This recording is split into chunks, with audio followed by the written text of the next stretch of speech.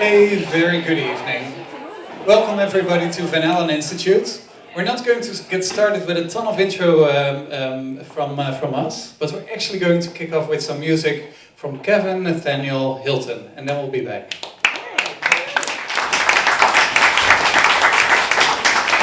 Thank you so much. It's pretty loud. I'm going to be playing an instrument from Southern Africa called mbira, and I want to hold it up so you see it because you won't see it after this, really. It just looks like a bowl to you. That's it.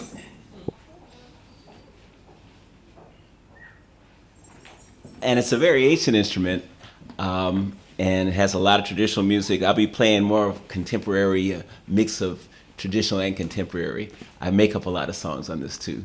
That's the sound of it. So I'm going to open with a song that I dedicate to world peace, universal peace. I feel like peace is really the topic of the day right now since the events of the last few days. So this song is dedicated to peace. It's called Spirit of Peace.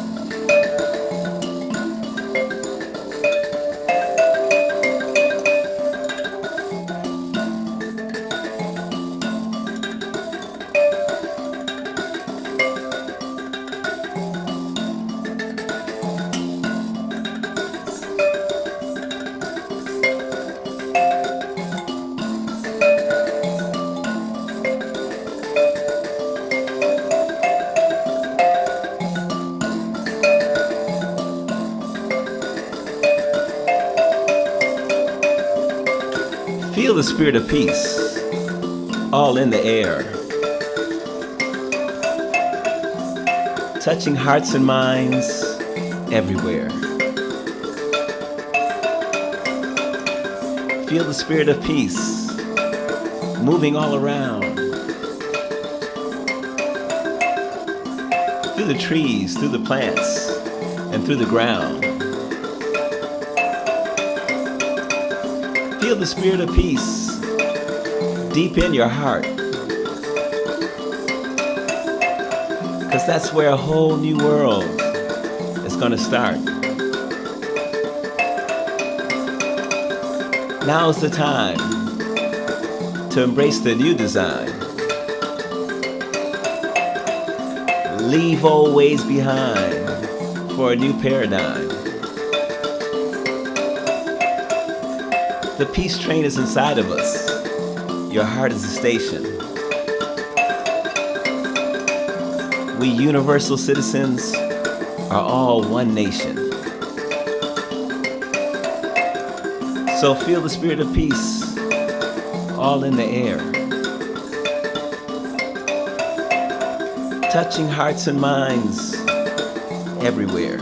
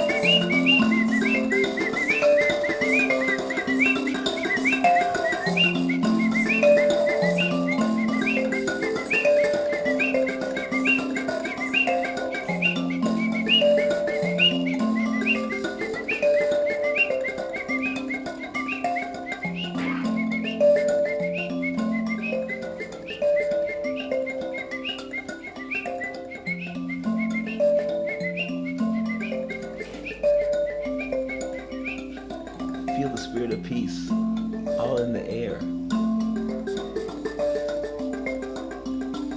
Touching hearts and minds everywhere.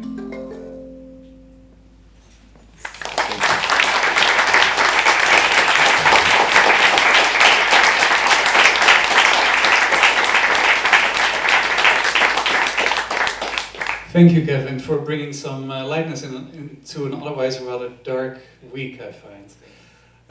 Welcome again to Van Alen Institute. There's a lot of new faces in the audience, so I should say briefly what we do here at Van Alen. We're a non-profit organization helping cities and communities around the country and increasingly around the world finding solutions through design to some of their biggest challenges. We make design competitions, we do research, and occasionally, like this week, we're organizing public programs. This week we're looking at disruption, and Susanna Serfman, one of the co-chairs of our Program Leadership Council, will tell you a little bit more about those before we jump over to the highlight of the evening with Randy. Hi, I'm Susanna Serfman, and as a co-chair of the Van Alen Program Leadership Council, I'm really thrilled to have you here. The week is not over yet. I believe that there's films tomorrow and a show the following day. So you should all go to the website or check out the posters on your way out and come to as many events as you possibly can. So without further ado, I give you Jan Gehl and Randy Cohen.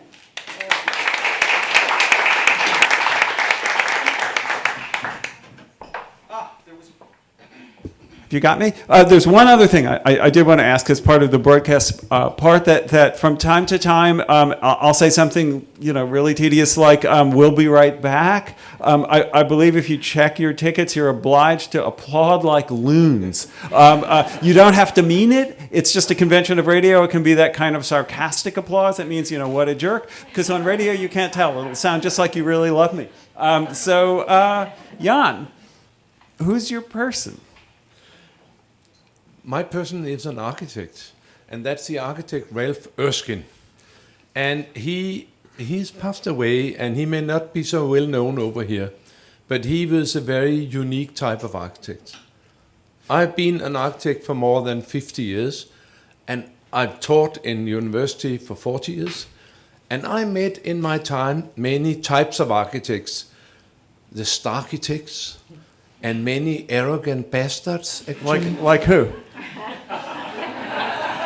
A lot of others tell you that, and then there's Ralph Erskine, who is not at all like that. He is a starchitect, but he has a heart of gold, and he really did so much for so many people, and he was also a close friend of mine, and he was a mentor, and I followed his work, and he said he followed mine, and he's been a great inspiration for me. You said earlier when we talked that he was the kind of architect I'd like to see more of. Why was that?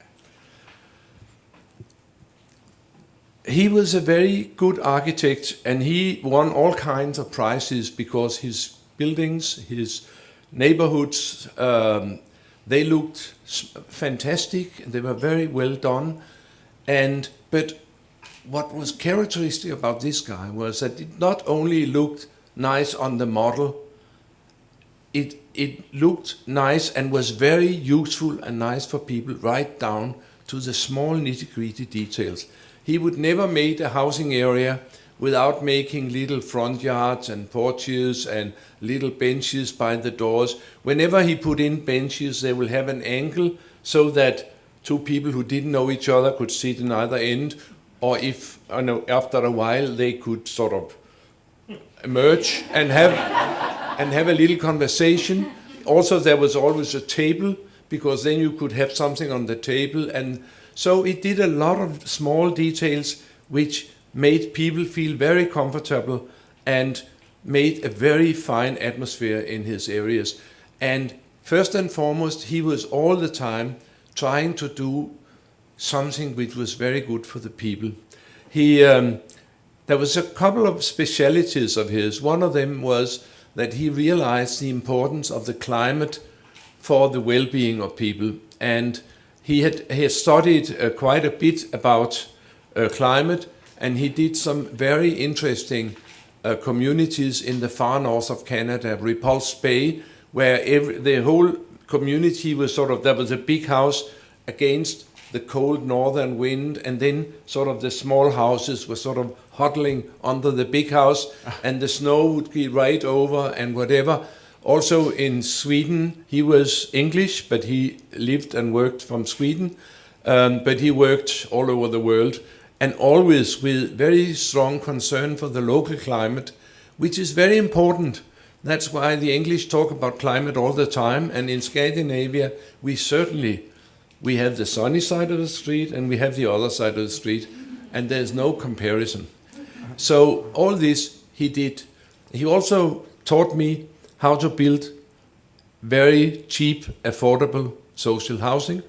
He said, make a very cheap barrack and put the windows in exactly where you need them. Don't think about reason and whatever. And then glue the architecture on the outside, make trellises, make balconies, make things which you can glue on the outside, which is very cheap. So you can have something which looks smashing, but it's really very cheap, and where ordinary people can afford to live. And also he said that the only thing people see in an area is the ground floor, because our vision is very horizontal. So if the ground floor, if you move around and the spaces are nice and there are many details down at eye level, he said, forget about all this up there because nobody sees it anyway, but use all your money in the ground floor, on the first floor, so that that area would be very nice, because then the whole area is nice. These kind of things he had a fantastic sense of and feel for.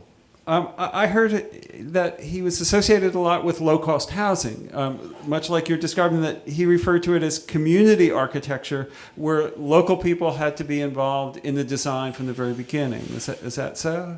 Yeah, he also, maybe I should start a little bit. He was born in 1914, and he moved to Sweden sometimes in the 30s. He was a Quaker.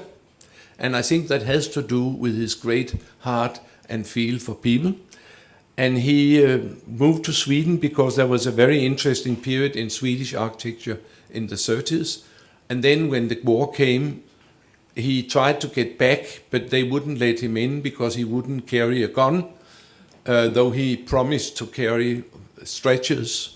But he couldn't come back, so he settled in Sweden. So he did much of his work in Sweden and England. And the community part was always very strong. One of his most famous works were a big housing area, a big slum clearance project in Newcastle called Biker. And that was the ship-wharfed workers who was living on the hill in very run-down tenements, uninsulated and with no modern accommodation, modern services, whatever. And this whole area with working class British people, not a tree were there, not a bird were there. It was so grey and full of coal and whatever. This was to be erased to the ground, and then a new area was to be built there. He said he would not touch that unless it was guaranteed that everybody who lived there now could find a place in the new housing area. And then it took 12 years, and 12 years of living on a building site. He moved his office right to the middle of the old area, where everybody could go in and out all day and night and tell what they wanted and what they saw as possibilities and what they were worried about. And then they started to tear down the old stuff, but they had all kinds of programs that people were sort of moved from one area as there were vacancies. They moved them, and then they took that away, built some new stuff. Then they moved people street by street, so your neighbors would always come with you to the new stuff. He, of course, left all the pubs there and all the churches and the meeting houses. They were still standing there in this wasteland. And then he built this, and it was 15,000 people all together, and it took 12 years. And I have some very vivid memories of, I was at that time a young teacher, and when I was teaching in Edinburgh, we always went down to Newcastle to see how far this scheme has come. And you must realize that making total urban renewal in a working class district in England in the 70s and 80s, that was about the hardest task any architect could do. And generally the architects come out as the most hated guy in the whole community. But going around in biker with Erskine, I had this feeling of going with Jesus into Jerusalem. People came running out of the houses and approached him and said, "Oh, we are so happy for what you've done for us. We are so glad for the new stuff, and we have little problem with the bathroom, and we have a little problem here." And he would talk with them, and so that was part of all this participation, where they could, throughout the process, always go to the office. And they would be allocated their new place a year before they had to move, so they could go over and talk to the workmen, to the craftsmen who were building the new house. Say, "I'm the bloke who's going to live there. You better do a good job." And that was very good for the quality, and also good for the security that I live there, and it would be torn down, but then I will come to live there. And so that was just an example of the kind of work this guy was doing. I read that he had an office in an abandoned funeral parlor from the very beginning, and it was completely accessible to people, and encouraged them to come and talk to him at the funeral home about what their new housing would It be. was a funeral home, yes, and there was always so many kids playing in the drawing office that he had some room set aside for smaller kids and bigger kids, so that they could have some room to work also. But it was a fabulous operation, and I remember on Sundays how the architects went around outside their working hours and tidied up and fixed this and fixed that. So they were always around, and people could see them really trying to make this new area. There were some problems, because in this new area, all the parking was on the outside, and because these people had never had any greenery, they were to have greenery. And the very first day they planted all the trees they needed for 12 years, so that they could be 12 years old when they were put in. And so no cars and a lot of trees, and then there were complaints. First, there was a complaint that people were very, very critical about the ice cream vendor with the clock, because his clock was tuned to an automobile environment, so it was really high ringing, and they were falling out of their beds, and they really complained about this ice cream clock. And the other thing they complained about, that they couldn't sleep in the morning because of the bloody birds who were hanging in the trees now. And so it was a completely new environment. But Did he kill the realizing, no, certainly not. So he's not all that responsive, is he? But what I saw, sorry? He's not all that responsive. No. But Did he talk to me, the birds? Yeah, I'm sure he did. But, I don't mean but like to Saint me, Francis. it was a fantastic inspiration to see how much good an architect could do with his life and his profession and his design skills, and solve one of the worst, most complicated tasks in the whole world, and come up being a hero where people really felt that these architects, they were great guys, they have helped us a lot. That was, to me, a great inspiration. Well, let me read you something that either he said or you said, and see if you can tell me which it was. The job of buildings is to improve human relations. Architecture must ease them, not make them more difficult. Was that him or you? It could have been both. Well, I think it could. I do think it could have been both. It could have been both, It was yes. him. He was, but it sounds just like what you're describing. It's like the anti-Robert Moses, and he sees the purpose of design is to improve people's lives. Well, it sounds like you.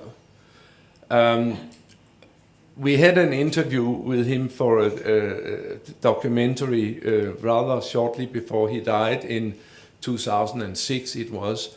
But before that, I'll tell you that he got all the prizes an architect can get.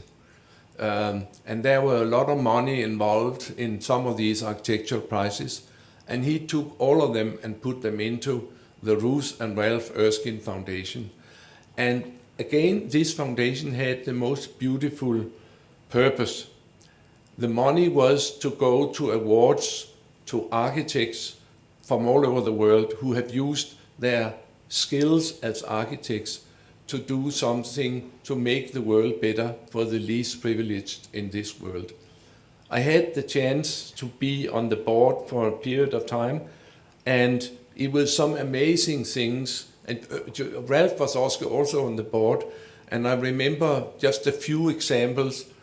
An architect who moved into an illegal settlement in Costa Rica, and he organized the neighbors, and gradually they organized the sewers, and they organized so that after a while it became a legal settlement, and they built together a school. So from all chaos, it ended up in a very nice environment. He got the prize. Another example was a lady from the city council of Cape Town in South Africa. After the apartheid, there were very high aspirations in the townships where the African population was living. About now they should have all the goodies which the whites have had for so long time. And definitely there were no money for that. But they had a program that they will do three things for these townships. They would have sewers and toilets, they would have water, and then each of them would have a dignified public space. So, and they said, making public space is relatively cheap. It's for everyone. It can be done quickly. We can do 30 public spaces of good quality a year, and they should have exactly the same quality as public spaces in any other part of Cape Town. And there should be local artists involved and local craftsmen and local architects to do this. And they made one meeting place, and they selected in each township where were people gathering together, where were they standing in mud and dust and whatever, and doing what they had to do and selling little things, all that. So these places were selected and they were made into nice public spaces. They even left walls there, though they had no money to build the bathhouse and the market hall and the new schoolhouse. They left the front wall out to the square with holes in it so that later on they could glue on from the backside the school or the medical house or whatever was the plan. But the first thing was they made the place where people could meet. This lady who organized this program, she was an award recipient of the Ralph and Ruth Erskine Foundation, a grant for architects who could do something for the less privileged in people in the world. Very nice. We'll take just a minute, and we'll be right back.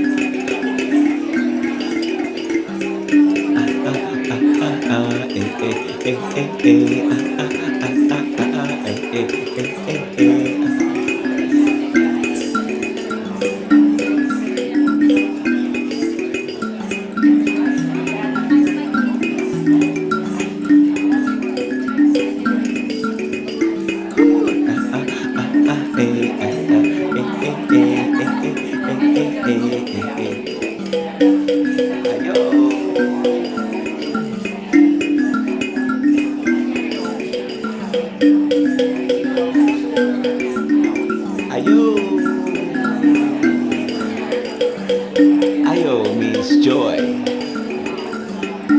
in a happy African way. So feel the joy. Ayo.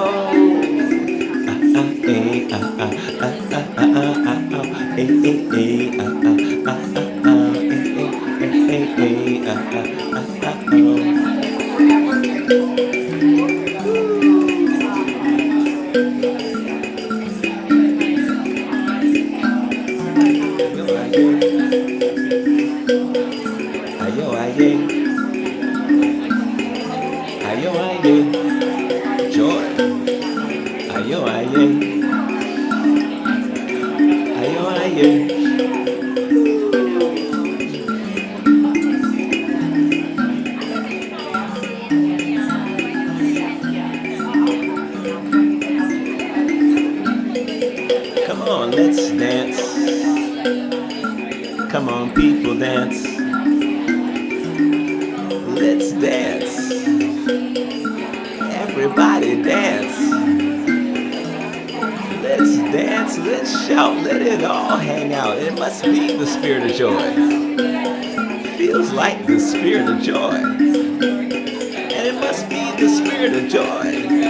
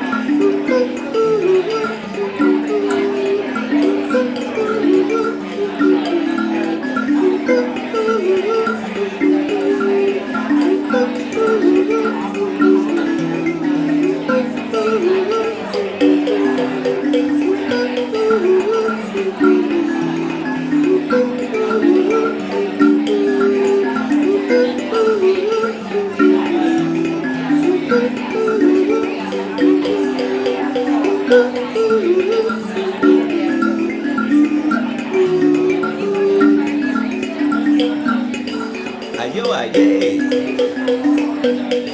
Ayo, aye. Ayo. Spirit of joy. Ayo, aye. Ayo.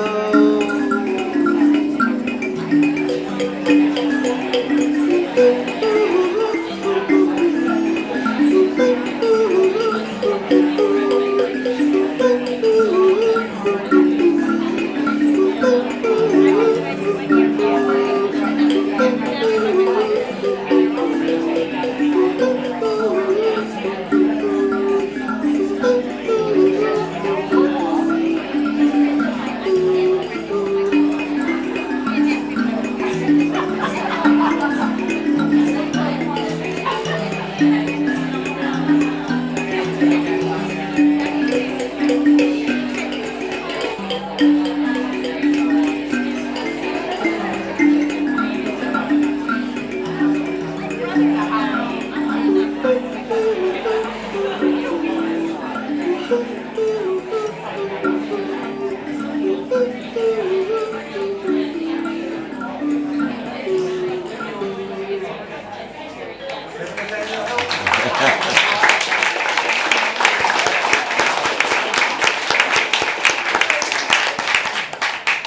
Jan, I think you wanted to say one more thing about Ralph Erskine. Yeah, I didn't quite know when the quarter of an hour was over. Oh, So- half an hour ago. But delightfully Oh, my so. dear. No, say No, more. there was one thing I would like to tell. We did a documentary and we had an interview with Ralph Erskine rather late in his life. And then we asked him, Ralph, what does it take to make a good architect? And he answered right away, to make a good architect, you must love people, because architecture is about the framework of people's life. And if you don't love people, you cannot make good architecture. This is my favorite quote from any architect. That it seemed to me that both Erskine and you, that you see design as a moral act that can be evaluated as a moral judgment. Yeah. Yeah, I think that we, as architects, we have so many possibilities to actually to fulfill people's expectations to some extent, if there's money enough, or at least to listen to them and do whatever is possible. And when I am so occupied with Ralph Erskine, it's because there are so many architects which I think is much more occupied in realizing themselves and being big star architects. And Again, I have to ask you who. Yeah. Come on, one Yeah, guy. no. Is it Frank no, Gehry? no, Are you no, talking about Frank no. Gehry? Sorry? Is it Frank Gehry? No, Cole, couldn't possibly joke. All right. I don't No. Well, But I can tell you a little story about Frank Gehry. I would never tell you. That was Does he punch a guy? up in Cleveland. I was visiting this university which is called something with Western Reserve or something. Oh, Case University. Western. Case Western, yeah. And I was being shown around this wonderful campus, and then they say, this site, Frank Gehry is going to build the law school. And I said, oh, it would be interesting to see what Frank Gehry would do in such an interesting setting as here. And they said, don't you worry, because Frank started by saying, I don't do context. And then he punched him, right? I'd rather go on making fun of Frank Gehry all night, but I'm afraid I'm obliged to ask you, where is your place? Yeah, as my place, I have selected a little housing area which was built in 2001 in southern Sweden. And we have just got this bridge to Sweden from Copenhagen. It's 20 kilometers long. And whenever I'm asked in Copenhagen what would be the best housing area in Copenhagen, I would always say, it's just over the bridge in Sweden. And it is an area with about 1,000 inhabitants. It was made as a housing exhibition. The Swedes do this every 2-3 years. They make sort of a model area of where are we now with architecture and community building. And that's why it's called BO, living, that means living, 01. So that's the exhibition from 01. And it is 600 dwellings for 1,200 people, and it's 2, 3, 4 story high. And again, there is a connection with Ralph Erskine here because it's made by Professor Klaus Tam. And who was Klaus Tam? He was a project architect in Baker for Ralph Erskine, and he learned from Ralph all the tricks, and he had used much later, so it's a legacy after Ralph, that he made this housing area where there's a number of rules. Firstly, maybe the cars are not there. They are there are very few cars, and whoever there is out underneath somewhere. So you walk there, and all the spaces are a little bit. He just pushed the various blocks so that they're tightening and they're opening up, and it's not sort of endless views here. Wait, is this an argument against the grid? Do you hate the grid? No, it was a grid, but he just pushed it a little bit here and there. A nicer it grid, is a better a nice little grid, and it was done so that because it's cheaper to build in a grid, so it's built in a grid, but it's pushed a little bit here and there. The other rule was that out towards the sea, it's not right next to the ocean. There is this higher building which will protect against the wind from the ocean. So instead of making so that everybody can see a little bit of the sea day and night, he made so that in the fringe you can see the sea, and all the rest have a good climate and can see the sea at the end of the street when they go home, and they can go in 2 minutes down to the sea. But I think that it's so primitive when you have a view that you make every house to have the view all the time. I call it real estate agent housing, that so you can sell them quickly, but how would it be in a rainy day in November? Then you're much better served with a good neighborhood. Also in this neighborhood... Wait, before you get off the view too quickly, so I mean, New York is all about money and views. That the more money you have, the higher you get to live. So you can literally look down on people, and you get this view of poor people in action. I believe that was the original name of the building I live in. It was called Poor People in Action. Rich people can look down on us. Do you think people still see the view a year later when they look out their windows? Of course they do, especially when they have visitors. They say, "Oh, come over here and see the view." But I think that it's so important in where people shall live, where children shall grow up, and elderly people go more and more old, that it's a nice place to live in all days of the year, and just a view is not enough for having a nice place. And that was exactly... If you're alienated. That is exactly what this little area is about. Right. He also had this rule that whoever big developer wanted to get in, he could get in, but he had to cut up his estate and put 1/5 for 5 different places. So you could never have a full block with one developer. You could have half a side of a block, and then over here and here. It's very, very green. It's got all kinds. Before we rush past that, so there are overall architectural guidelines, but then many different designers within that community. That was one of the ideas, that it's not to make it monotone and uninteresting, to have many architects involved, and never in very big installments, but all mixed.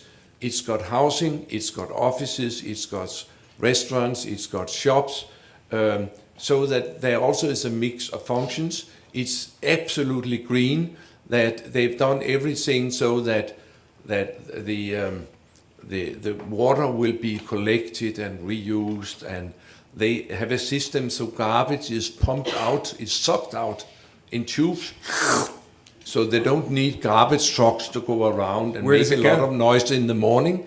And they've done a number of things, so it's absolutely green, and it's now a very, very nice place to live. And I would actually, if it wasn't in Sweden, I would like to go there myself. Well, it does sound like it would pass the Ralph Erskine test, that many of his principles that you talked about earlier seem to have been applied here. It's responsive. It has all the elements that you need to live a nice life. The buildings don't exist in isolation. It's very much about the interaction of human beings. Certainly. Is it an Erskine kind of project? Certainly it is. And there is in Sweden still a tradition from the people who have worked with Erskine or stayed in his office or whatever, who here and there make very nice neighborhoods. And I'm one of those people who've been very worried that we have by and large lost the ability to make nice neighborhoods new. What we can do is we can make existing cities nice we can clear Times Square for traffic so people can sit fine. But the square was there, the space was there. But what we really is difficult is make something new, which is wonderful and really a nice place to live, not only to look out of the window. These Is that because of, these guys from Sweden, they have a little knack of this here, making communities rather than making single buildings. Is the lack of planned communities that you admire a result of just space filling up, or is it a change in the way people think about urban design? Yeah, I think certainly there is a change that over the 80s and 90s it became more introvert. Instead of saying what can my buildings do for society, everybody talked about what can society do for my building, whatever. And I believe that was JFK who said that. yeah, but that is a little bit twisted. It's a little bit twisted. Yes. Are you thinking of gated communities? I'm who live there that are all going right to hell. I'm not at all thinking. I'm thinking about the opposite rather. Well, no. It's a bad example. Yeah.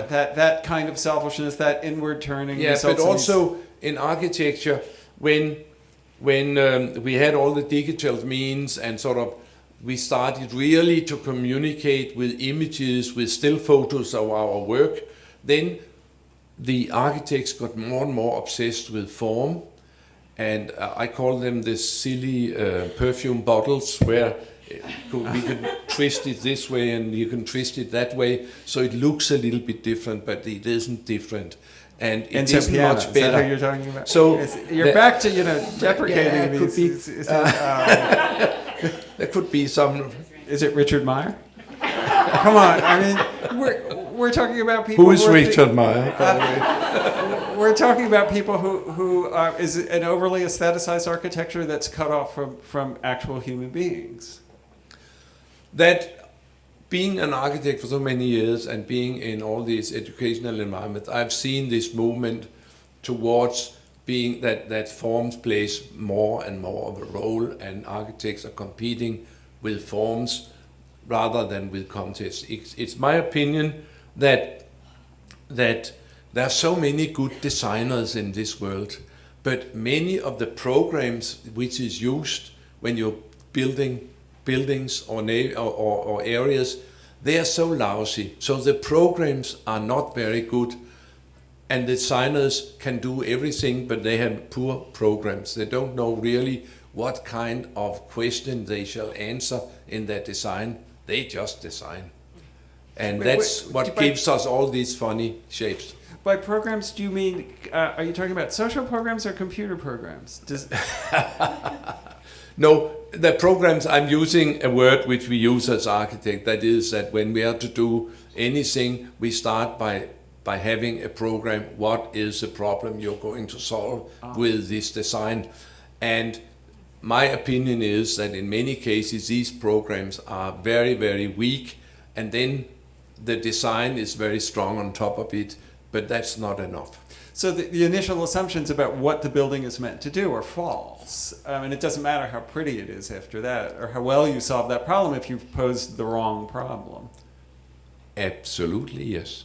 And that's exactly where Ralph Erskine was quite interesting, because he, for some instinctive way, he was able to formulate what the problem were and what he was going to solve here. And then he ended up also with a smashing piece of architecture which could get all the prizes you can talk about. So that was what made this person and this kind of thinking rather special. And I should certainly say that I personally admire this kind of thinking. That's also what I've tried to describe in my books and writings. That is, all the great number of qualities which existed in the old communities before the Second World War and way back, which were lost in transition and which we have to find and use again. And of course, this year is 100 years of the birthday of Jane Jacobs, who was the first to raise her voice and say, hey, haven't you forgotten something, you guys, you transport engineers and you modernistic architects, haven't you forgotten something to look out of the window and see how life actually is and see how people meet and see the conditions for life in the city? And if you guys go on, we'll have dead American cities instead of lively American cities. She was the first, and it's the same kind of thinking I've been involved in. I didn't know about Jane when I started. I was just incensed to see what was being built. And then, of course, I very quickly found out about Jane Jacobs and this kind of thinking. And to me, she is the grandmother of this kind of humanistic city planning. Let's take a moment and we'll continue the conversation right after that.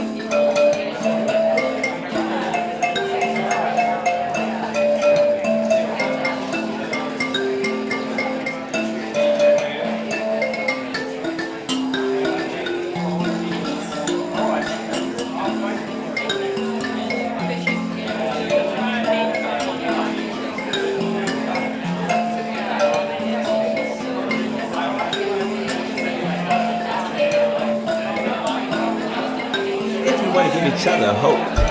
Our words are like a rope. They can pull everybody higher and everyone inspire. It's basic science of mind, but it's not what you always find. So rise up and reach positive vibration. Rise up and reach positive vibration. Woo. Rise up, yay, rise up. Rise up, yay, rise up. Rise up, yay, rise up. Rise up, yay, rise up. Rise up, yay, rise up. Rise up, yay, rise up. Rise up, yay, rise up. Rise up, yay. Tell your people in the hood something you know is good. Stop talking about what you're fighting. Start talking about what's exciting. Start talking about what's moving you. Start talking about what's moving. Start talking about what's making you get up. Ow. It's like I said, if we want to give each other hope, our words are like a rope. They can pull everybody higher and everyone inspired. Hey, it's basic science of mind, but it's not what you always find. So rise up and reach positive vibration. Rise up and reach positive vibration. Rise up, yay, rise up. Rise up, yay, rise up. Rise up, yay, rise up. Rise up, yay, rise up.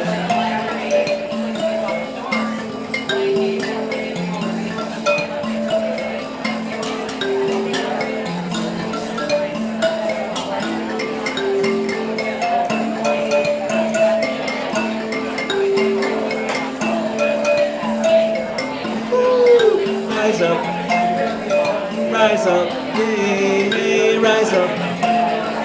Rise up, yay, rise up. Rise up, yay, rise up. Rise up, woo, rise up. Rise up, come on people, let's rise up. Rise up, come on people, let's rise up. Rise up, come on people, let's rise up. Rise up, everybody rise up. Come on, people, rise up. Everybody rise up. Come on, people, rise up. You can do it, rise up. Come on, people, rise up. Everybody rise up. Come on, people, rise up.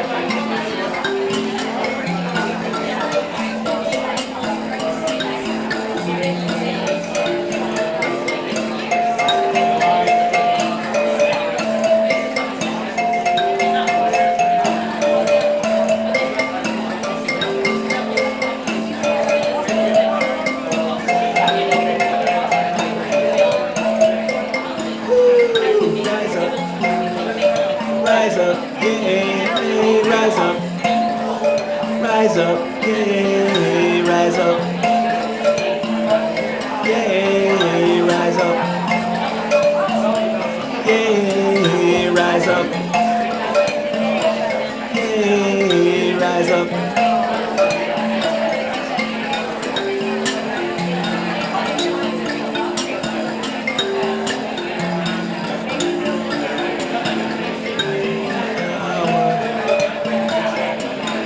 We got the power. We got the power. We got the power.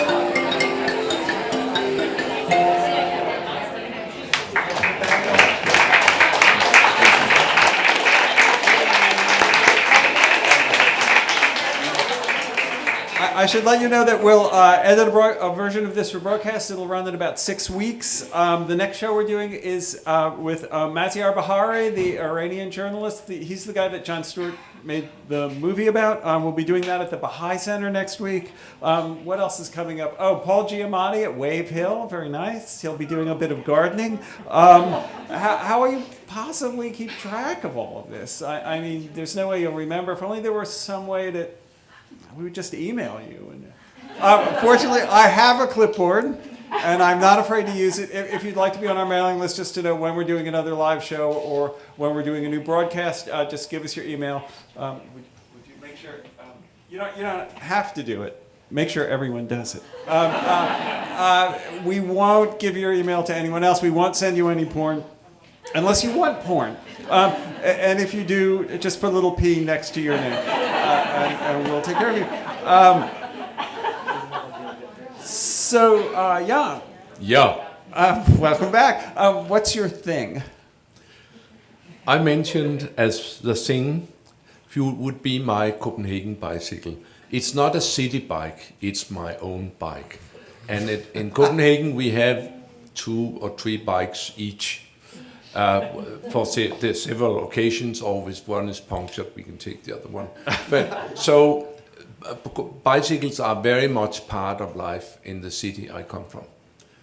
And it's not always been that. Actually, we know that before the war there were quite a few bicycles, but in the 60s they did quite a few things to discourage bicycling because the bicycles ran afoul with the growing traffic and there were accidents, and to reduce accidents, you could scare the bicycles to stop bicycling and you'll have fewer accidents. That was the kind of thinking. Then that was changed. I think that the oil crisis in the 1973, in the 1970s, had a lot to do with suddenly the politicians say, maybe it's not so smart to get rid of bicycles. Maybe we should encourage bicycling. And ever since they've done very, very much to encourage bicycling, to a situation now where 45% of everybody commuting to work in Copenhagen or to school or university, they arrive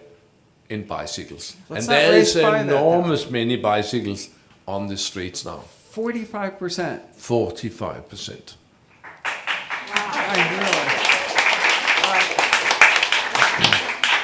What's the percentage in New York? Do you know? Under single digits. Single digits, but it's better because of you. So why are you guys so far ahead of us?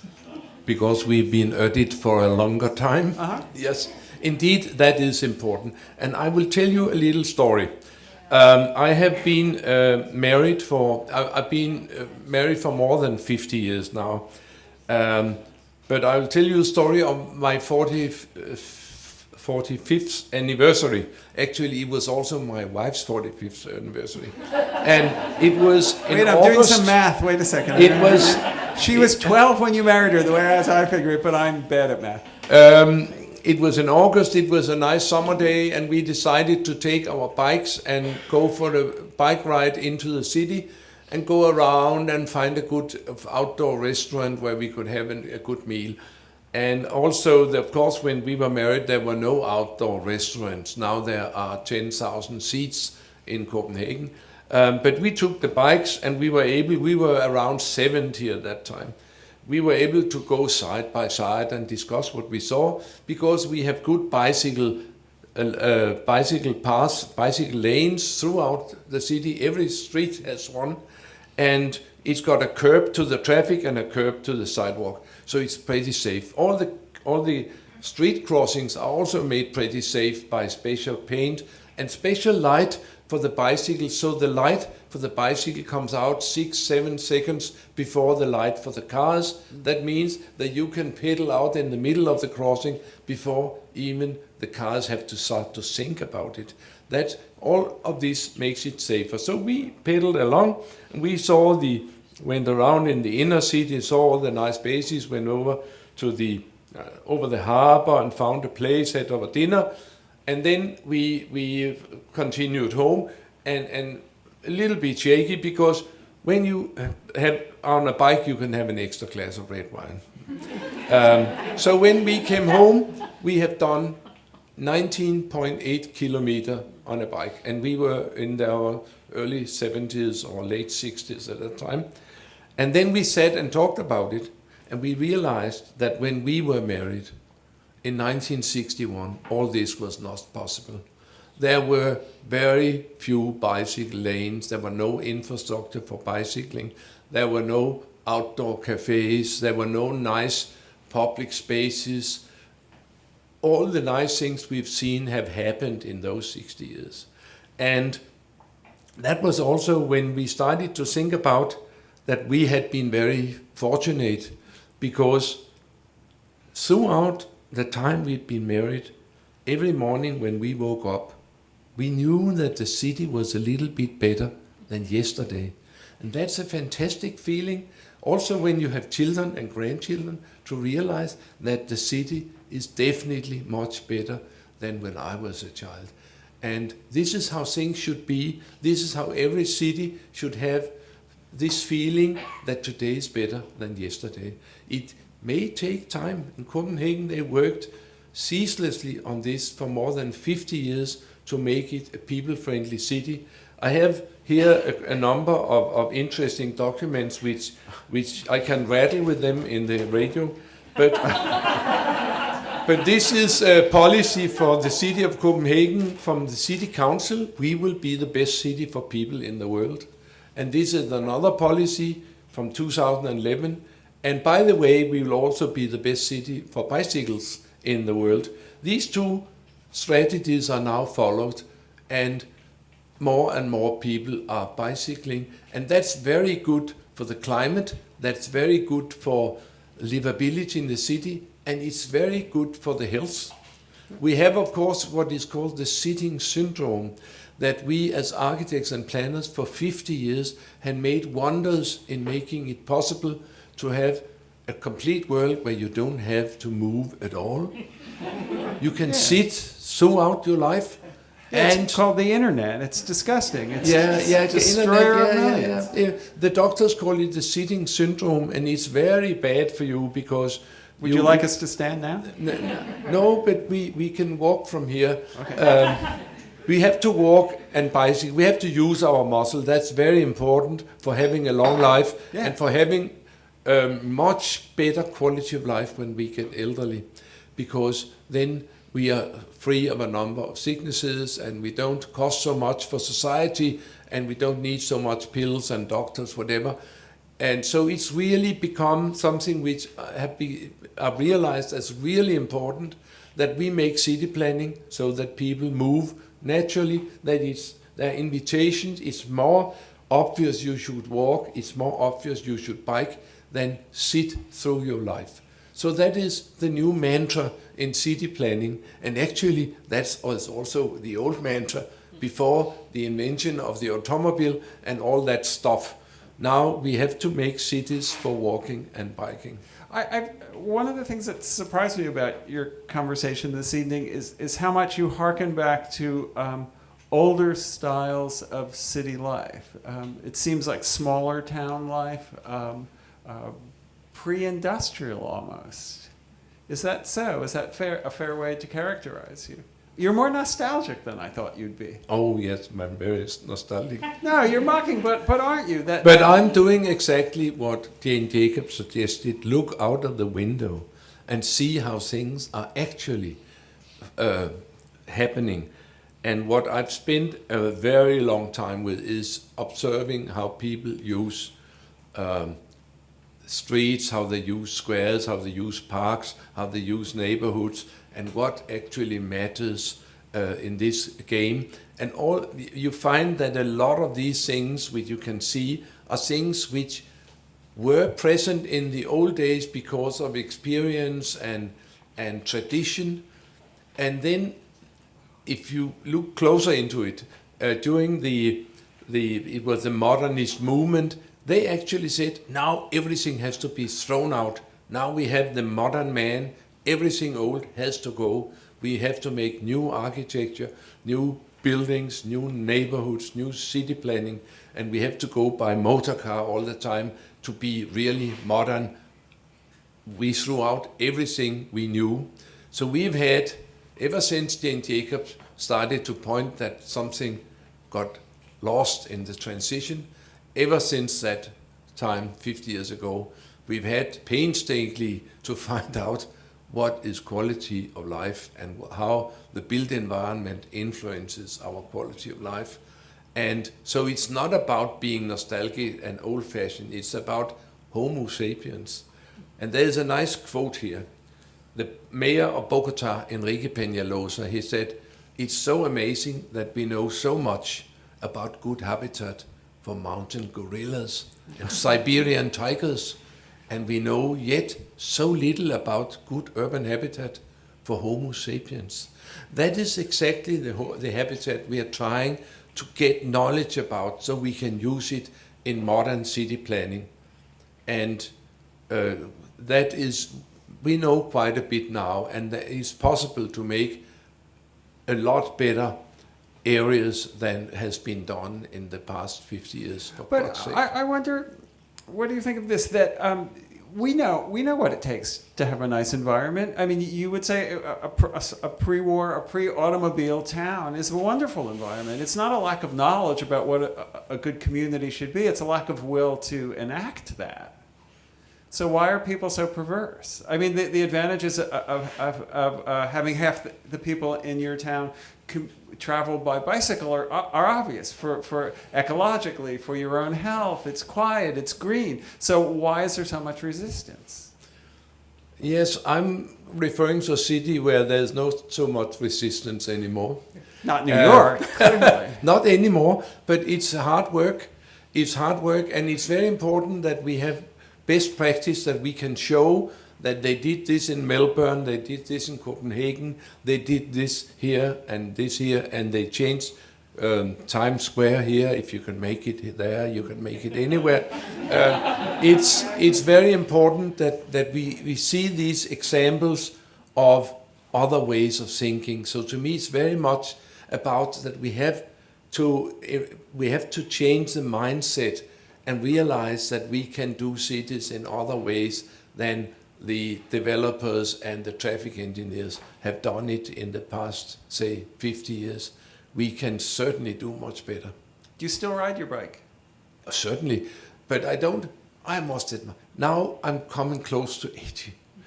And I must admit that I don't do so much we have a serious problem in Copenhagen, that's congestion on bicycle lanes. So we can only dream of your problem. Being an elderly bicyclist, you're always afraid that you'll be the shoulder and you'll sort of stumble. In my age, you're not supposed to stumble. So I ride quite a bit bicycle in my neighborhood, going to the tennis club and corner store and getting to the school of the children and grandchildren, whatever. That is very nice. It's a very, very nice instrument for getting around. And in Copenhagen, you can get all over the place because they have a complete infrastructure which is safe.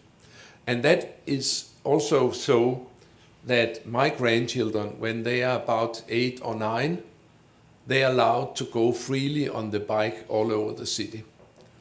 We live 8 kilometers from some of them, and these little girls of 9 and 11, they bicycle freely out to visit grandpa and grandma. And that's wonderful to be in a city where there's that freedom for children to move by themselves. Or they can go to their soccer or their music classes, whatever. And they have their own mobility. They don't need a chauffeur. And I think that's a nice city when many children can be independently moving around on bicycles or walking on rather good sidewalks. And the streets now have been made so it's very easy to cross the streets. 4-lane streets have been changed into 2-lane streets, 1 lane each direction, and a good median in the middle, so you can look down and see, are there any traffic there, and then go out to the median and look the other way and see if there's traffic. That's much safer. So it has become a much safer and much more friendly city for elderly and for children. And it is my opinion that if a city is good for those who are 8 and those who are 80, it's a rather good city for the rest of them as well. Jan Gehl.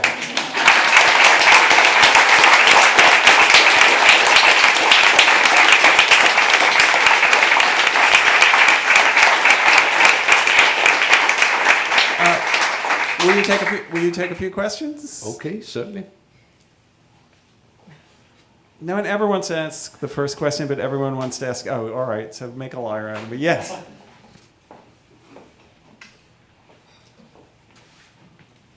Good evening. Thank you very much for the very amazing talk.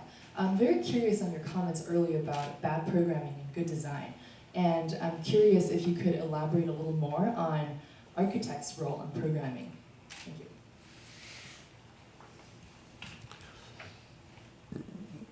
Indeed. I'm an architect myself. I've trained as an architect. And I know that part of a good training as an architect is the ability to analyze the problems you're supposed to solve in your design. And I've also seen in my many years of teaching architecture how more and more emphasis has gradually been put on how the design looks rather than the analysis of the character of the problem you have to solve. And that is why in our company, Gehl Architects, that we really specialize in making programs and analyze the problems and then give it to the designers to come up with some design solutions. But it's to me, it's very much something which has happened in the School of Architecture, a gradual focus on the sheer form rather than the complete piece of architecture, as Ralph Erskine would have said, that you have to love people and to find out what the problem is before you design.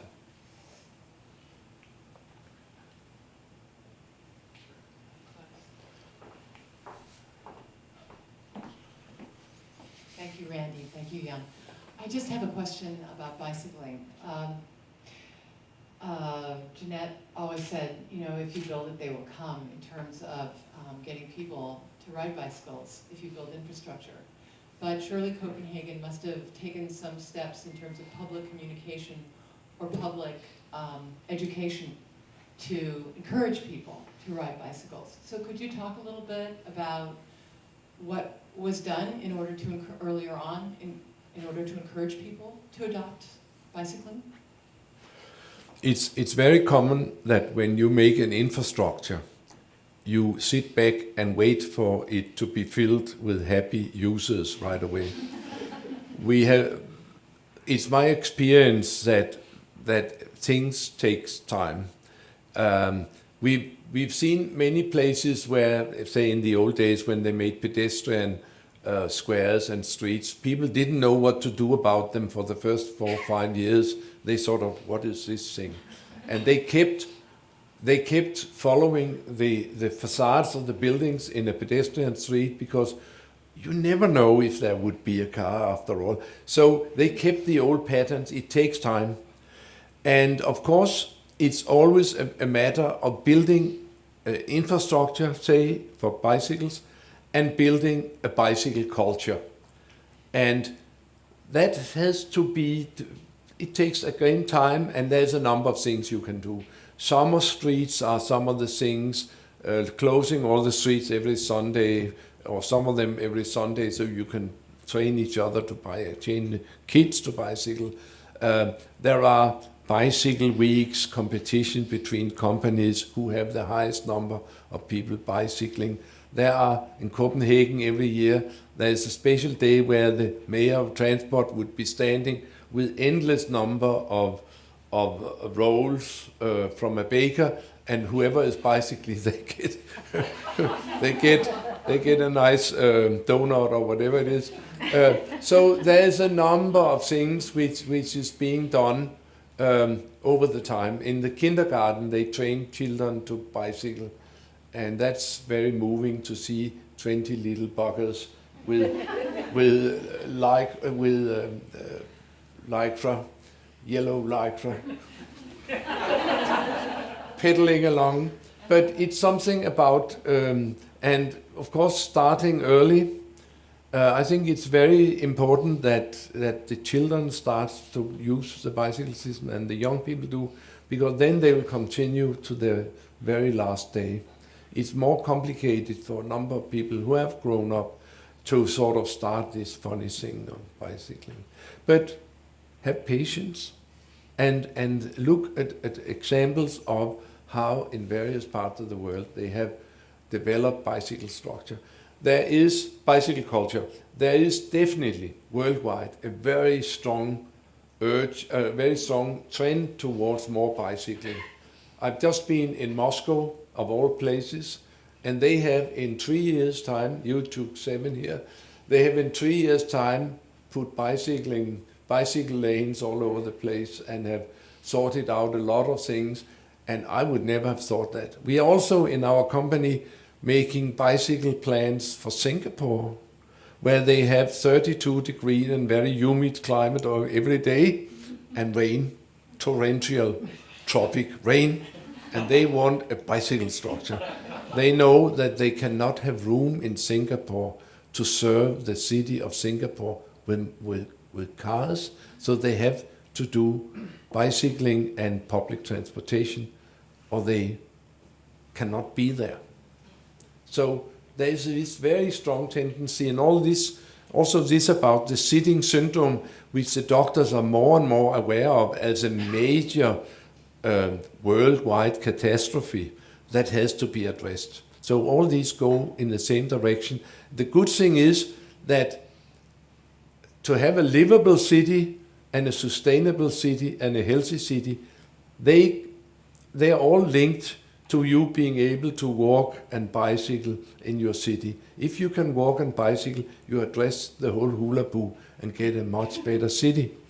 And the two cities who are out in front in these areas, Melbourne and Copenhagen, you can always see them compete on which one is the most livable in the world. So there are good practice to be found. That was a long story made long.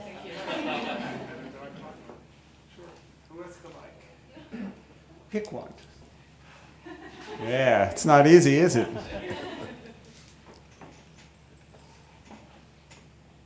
Hi, thank you. So I'm an anthropologist, an urban anthropologist, and You could speak a little bit slower, yes. Sorry. It always seems to me that, thinking about architects or Jane Jacobs, these people in the past who really thought about humans, it's like accidental anthropology. So it's really humanism at its core. It's thinking about people. And so my question for you is what you think about anthropology for planning cities of the future. I think we should address that to the anthropologists. Because I don't know too much about the finer details about that profession. But I'm sure that in that profession and in other professions which have various interests in human behavior and human culture, there are a number of very fine ideas about how they can contribute to making better environments and better cities in the future. These skills have been sorely needed for quite a while. So, good luck. What's that design? Is it IDEO? What's that design team?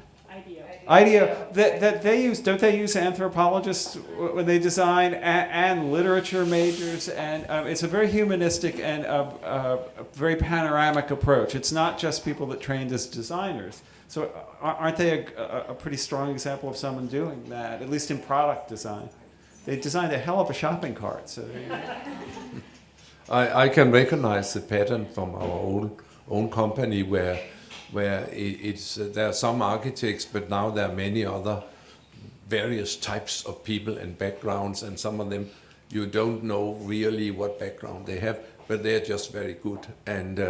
And it's a mixture of backgrounds which actually could produce some more holistic products than just having 50 architects whooping it up.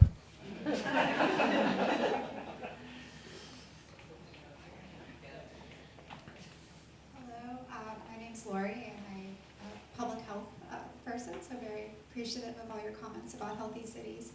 I have perhaps a bit of an odd question, but I'm curious about your opinion on autonomous cars, because we're hearing a lot about them in the news right now, and I think that could really change our urban landscape in the future if we aren't very thoughtful about how we approach this change. Oh my dear. Whenever I came close to America, I hear about these automatic cars, which are supposed to save the day for the automobile industry for the next 50 years. So instead of selling the old stuff, they can sell 2 billion of the new stuff. In my opinion, the idea of having individual mobility organized by giving everyone 4 rubber wheels, 1 in each corner, is a mobility and a technology which is outdated. It was great in the Wild West in Detroit in 1905. But think about Jakarta, Lagos, Ho Chi Minh City, Shanghai, the big Chinese cities, Sao Paulo, the other cities in Mexico City, whatever. In these cities, automobiles is certainly not a smart way to solve the mobility problem. It is way outdated, and the automated cars will not at all relieve or change this very much, because you still need a lot of room and for this. So I really think that the future will be some increasingly smart public transportation combined with power of walking and bicycling and other things which involves your own energy. That can be done much smarter than putting a rubber wheel in each corner of everybody. In Mexico already they have more than 2 hours of commuting time in the morning and in the evening as an average. Is that smart? It could have been smart in the Wild West in 1905, but not so in Mexico City.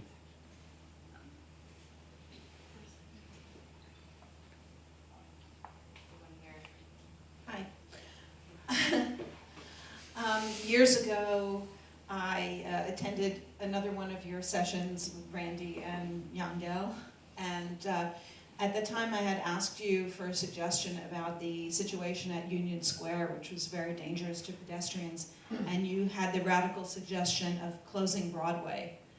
And thank you for that, because it has really changed everything in New York City and my Union Square for the better. So I wanted to thank you for that.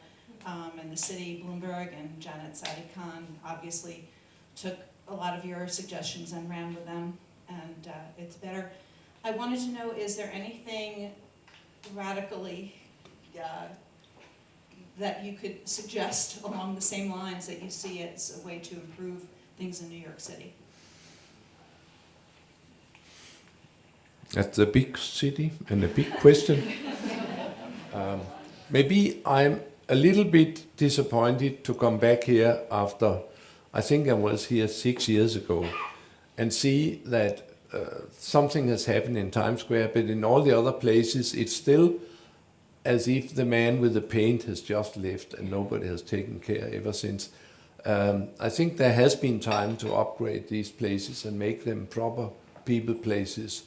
It looks a little bit, quite a bit intermediate, and I think it would be lovely if, and it is actually the cheapest thing you can do in a city is to make public spaces. That's the cheapest infrastructure you can make of all of them. It's for everyone, and it is, we can enjoy it every day, all of us, and it's not so expensive compared with a number of other investments we make. So I think that one could take step 2 in this plan and sort of address these places which have been partly won back and make them really proper, good places.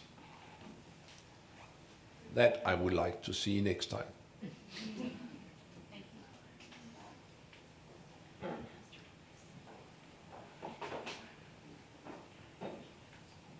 Hello. I'm curious if you identify more as an architect or an urban designer, and also if you feel that since we've been in such an era of starchitect land, that if other fields need to be more prominent now, or if there should be equal sharing, or if, you know, how to balance these sort of, you know, landscape architecture, urban design, transportation, anthropology, even, like how do we balance all of this to create the best possible thing? I think it's not up to me to balance all this. It is really wonderful that there are so many good educations who can, in combinations, help us to make increasingly better urban habitat for Homo sapiens. And that is a great challenge. We have in the years to come, we know that the population of the world is growing rather rapidly, and we know that a number of cities, especially in Africa and Asia, South America, are growing enormously, also in North Africa. And we have to address this enormous growth in urban fabric, and we need all the good resources we can rattle down from the bushes, and they have to work well together. And I hope that they will have a heart as big as Ralph Erskine when they do it. That is needed.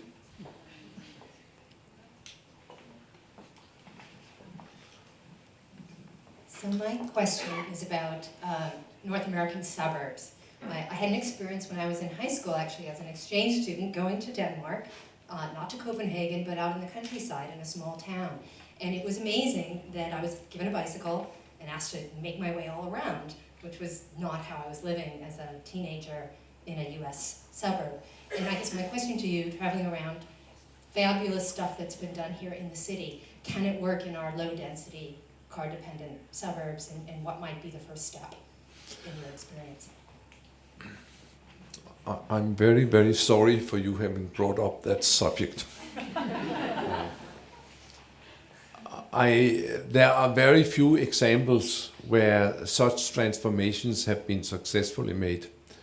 I know of some plans, again, Melbourne comes to mind, where they, by tearing down 15% of the suburbs and build up transit corridors in the suburbs, they can make everybody be in walking distance from a transit corridor where they can have services, so that you can keep living in the existing houses. But suburbs is a very, very difficult animal, because they are based on the idea of cheap gasoline forever. And also that sitting syndrome doesn't exist. And these two conditions doesn't exist no more. And it is very difficult to realize, also many of the houses are quite old and whatever, what are we to do? I have no answers right away. But I know it's an enormous challenge. So if you look at what they have of plans in Melbourne.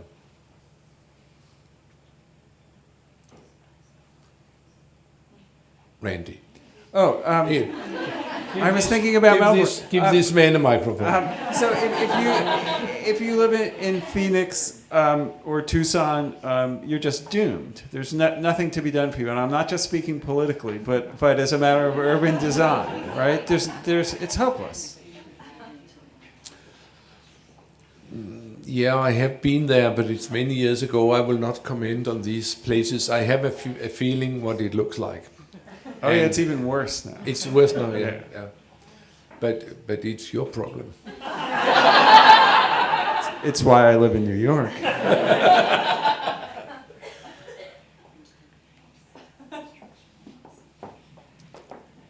Thank you very much for your talk. I went to Copenhagen before, and I also went to the the 8 house designed by Big in the suburb of Copenhagen. I'm very curious your thinking about those neighborhoods, like the new developments in Copenhagen. Thank you.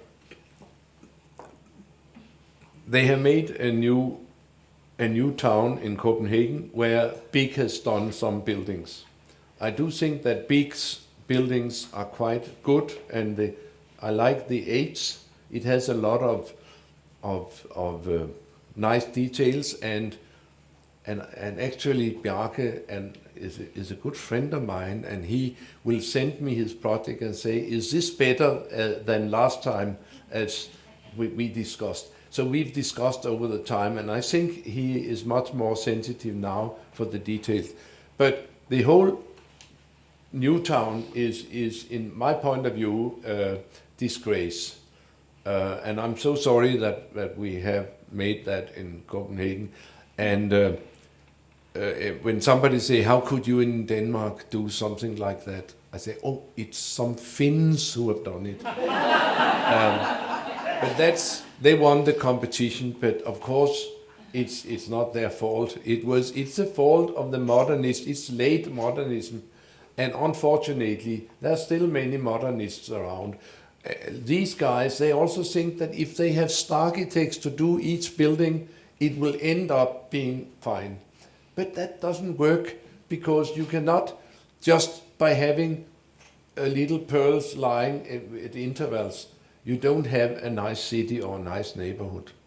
You just have a string of bird shit. Maybe. So you really have to be much more careful when you make new towns. And some of the new ones in Copenhagen, they seem to be really on the right track. I look much forward to them. And if they are in doubt about what to do, they can just go across the bridge to Malmö and see how they could do it. So I think there is hope. We have to work, and we have some residue from the old days of the big star architect to come and do his towers at intervals and say, this is done. But it is not. It's just a collection of perfume bottles.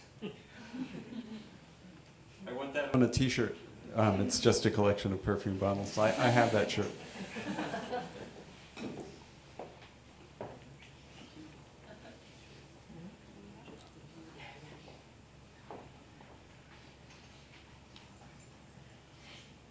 Thank you also for giving such a great talk.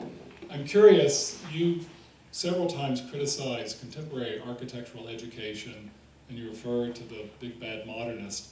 What was your educational background? And if I'm assuming correctly that it was in the modernist tradition, how did you react against that? Oh my dear, that's one of my favorite histories. I graduated in 1960.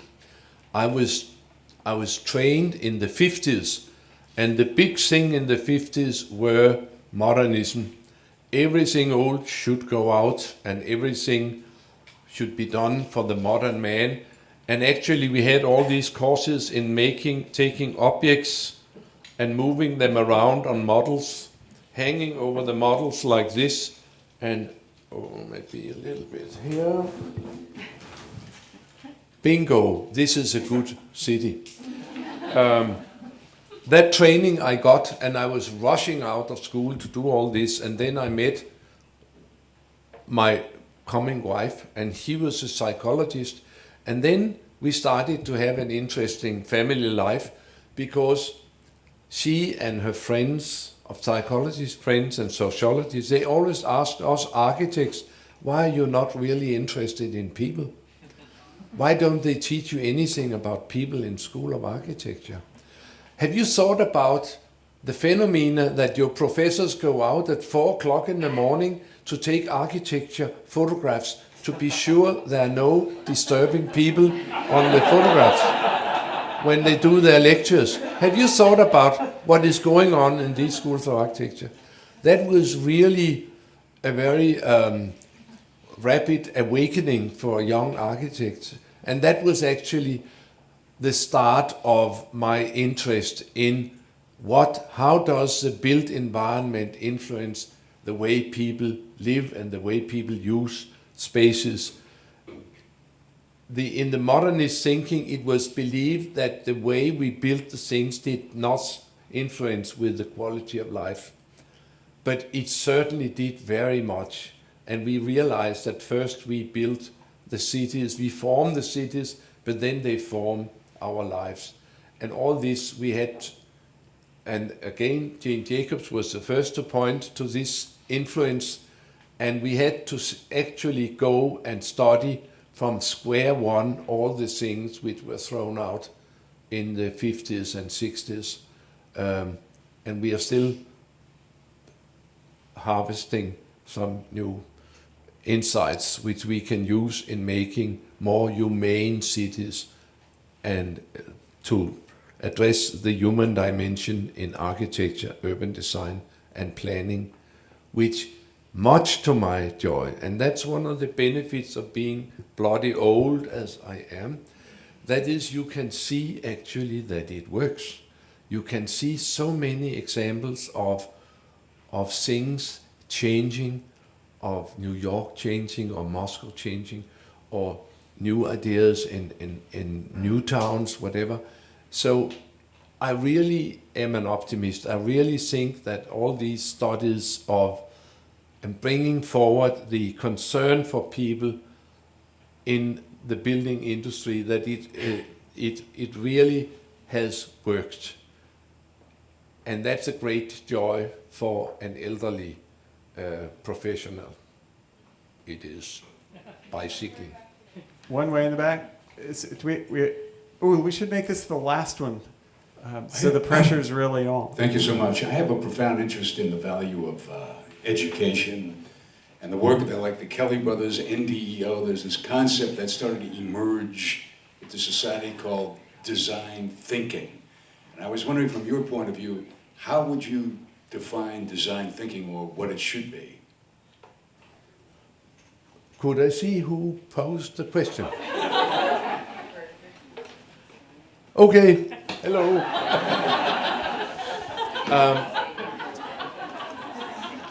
It's so nice to be in eye contact with people. I have not many comments to design thinking, because I know that's a special way of dealing with the design philosophy and whatever, and I don't know enough about it to be able to comment on that particular question. I'm sorry. Very sorry. No, that's good, because I like to end on a note of confusion. I try to bring that to the show. So would you join me once again in thanking Kevin Nathaniel Hylton, and especially Jan Gehl.